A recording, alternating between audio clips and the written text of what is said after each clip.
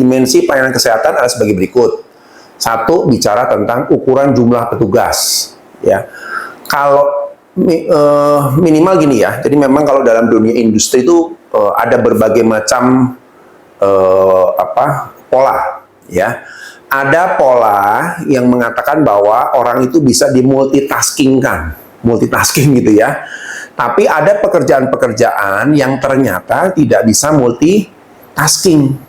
Harus satu orang profesi menangani sekian orang. Itu sudah ada patronnya. Kalau dipaksakan bisa nggak? Dipaksakan bisa, tapi suka tidak suka akan menurunkan kualitas pelayanan. Nah, di rumah sakit tentunya porsi kedua ya, seringkali bisa nggak perawat dimultitaskingkan. Satu perawat menghandle 10 orang atau 15 orang. Bisa, kalau dipaksakan bisa. Tapi kita harus mengorbankan pelayanan, gitu ya. Karena ukurannya clear ya. Setiap tindakan berapa, kan ada kalau di rumah sakit itu biasanya mengukur workload ya. Workload satu tindakan aja. Kalau saya menghandle satu orang, tindakannya A, B, C, D, E, F, G, berapa waktu saya menghabiskan waktu. Nah, dari situ kelihatan, oh ternyata saya bisa hanya normalnya menghandle kurang lebih sekian orang. Nah, gitu ya. Itu yang pertama. Sebenarnya yang kedua, ketanggapan petugas atau responsiveness. Nanti kita jelaskan lebih detail ya. Terus yang keempat, kehandalan petugas, dan keempat adalah ketersediaan, kelengkapan, dan fasilitas. Jadi 4 hal ini adalah standarisasi dimensi kualitas yang ada di rumah sakit. Nanti di perusahaan lain gimana? Beda lagi, dan sebagainya, gitu ya. Nah, coba next berikutnya Pak Ismail. Pertama, bicara jumlah ya, ini yang saya bilang tadi, perlu dilakukan workload analysis. Ya, jadi workload analysis itu mengukur begini. Ini saya ajarin bocorannya ya, karena saya juga seringkali membantu banyak perusahaan melakukan yang namanya load analysis. Ya, untuk mengukur kalau namanya pelayanan seperti ini, setiap orang bisa berapa jumlahnya sih? Biasanya mereka memakai disebut sebagai perhitungan FTE, full time equivalent. Misalnya contoh, ya, setiap orang nanti dihitung tuh, oh kalau bekerja sehari-hari berapa jam? Oh 8 jam. Dengan istirahat, dengan nongkrong dulu, dengan ya mungkin harus ke belakang, ibadah, dan lain sebagainya. Oh ternyata hanya 6,5 jam per hari. Ya kan? Kan nggak mungkin 8 jam full orang kerja, gitu kan ya. Jadi 6,5 jam. Lalu dihitung, kalau di Semen Gresik ada berapa hari kerja? Dipotonglah libur, dipotonglah kegiatan ulang tahun perusahaan, segala macam dipotong. Oh, akhirnya dapatlah nilai misalnya 250 hari. Tinggal dikali ini, dapatlah angkanya, mereka 1.700 lah misalnya ya. Setahun. Jadi setahun kita semua karyawan memiliki waktu yang sama, yaitu 1.770 jam per tahun. Nah, lalu kita ukur tuh, oh bagian perawat, pelayanannya apa? Pelayanan ruangan, dihitunglah. Bagian laboratorium, dihitung. Bagian administrasi, medprep gitu ya, dihitung, semua dihitung. Akhirnya ketemu nanti angkanya. Kalau angka ini di bawah 1.700, artinya under load. Kalau di bawah 1.700. Tapi kalau melampaui 1.770 berarti overload. Nah, oh kalau overload berarti kita kurang orang. Nah, dengan cara seperti ini, nambah orang itu tidak berdasarkan intuisi.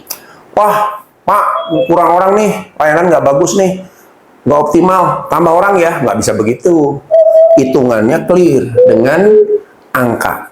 Nah, sebagai seorang leader, even itu supervisor atau manajer sekalipun juga, kita dalam berargumen ke perusahaan, dalam menjelaskan kebutuhan-kebutuhan kita, harus ingat, harus berdasarkan yang namanya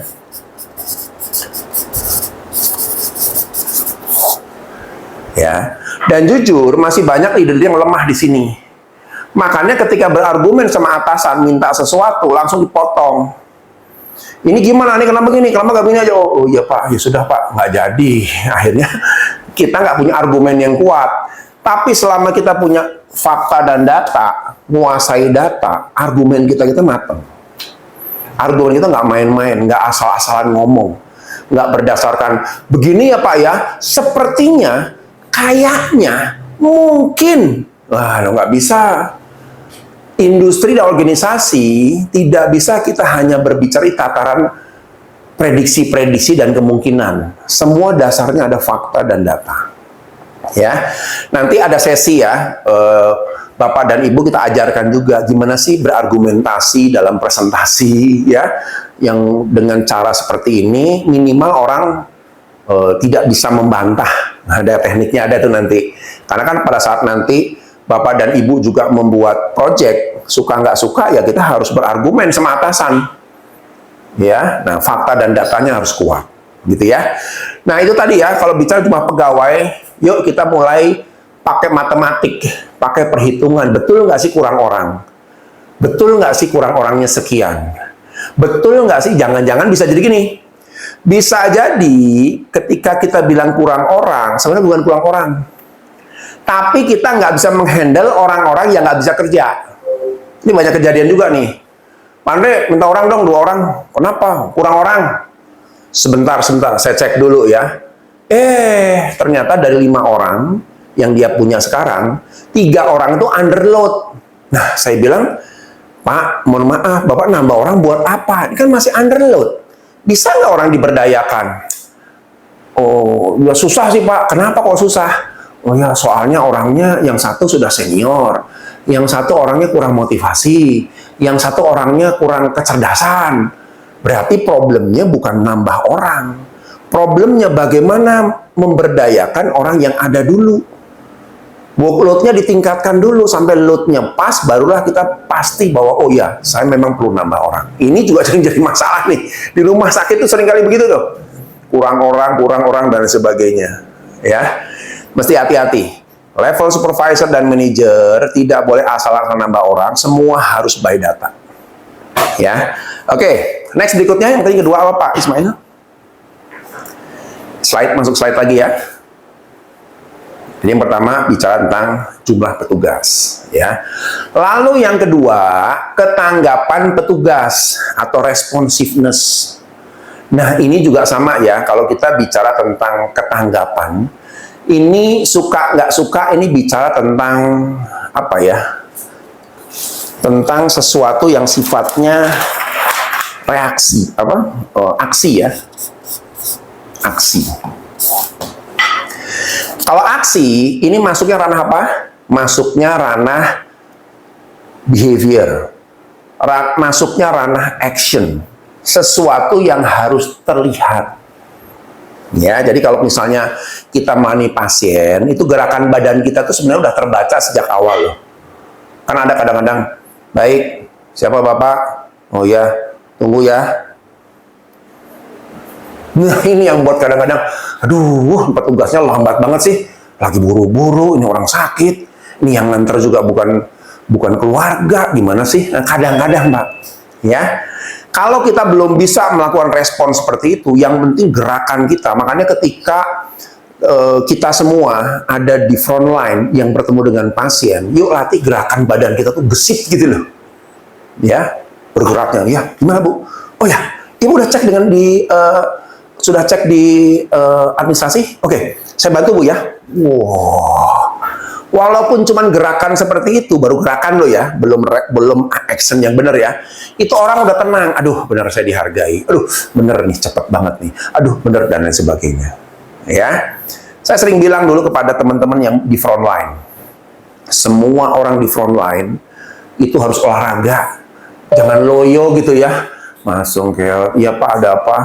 Oh ya sudah ya, tunggu dulu ya. Jalan, gotai, begitu. Aduh, ini membuat emosi orang bisa naik ini.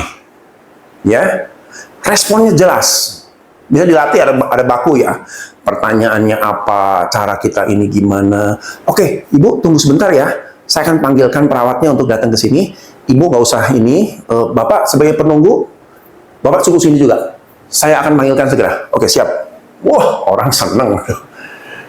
Ya, itu baru sisi di front line ya, belum respon-respon di ruangan apa rawat jalan dan sebagainya. Ya, semua ketemu pasien itu kita sudah menampilkan orang yang berbeda dari sisi gerakan.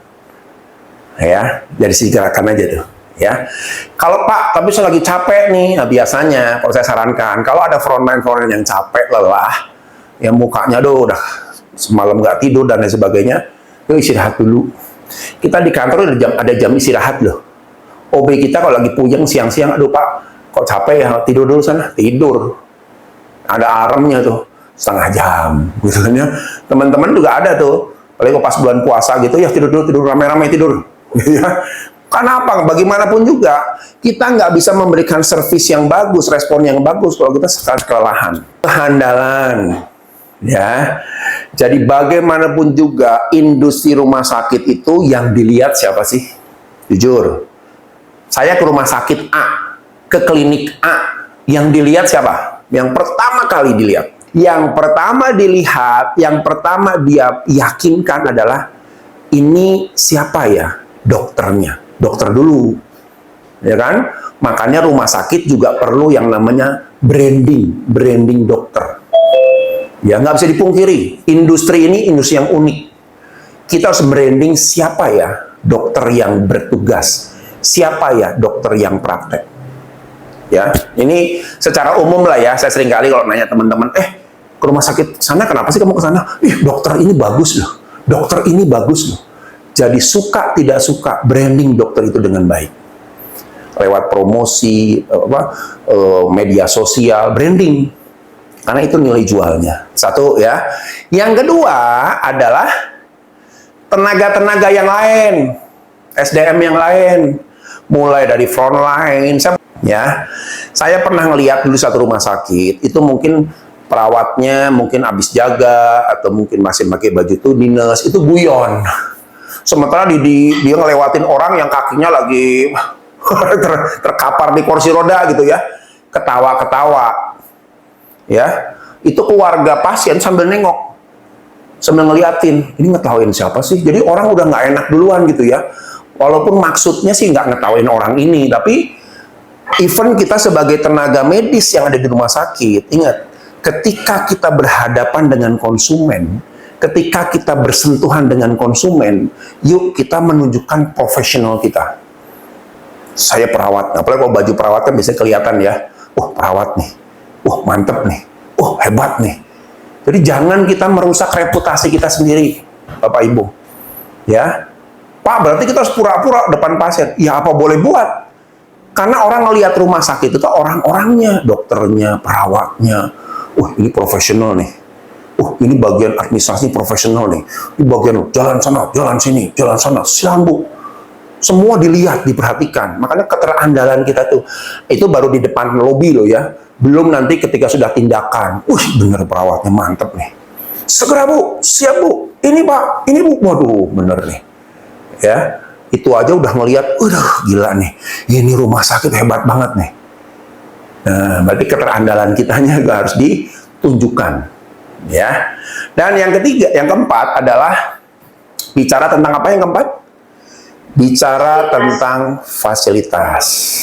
Suka nggak suka di rumah sakit, walaupun fasilitas ini sebenarnya tidak terlalu kelihatan dari luar, karena orang berhadapan pertama ke rumah sakit ingin berobat, yang dia ingin temui dokter, tenaga ahli yang bisa ngobatin saya itu dulu.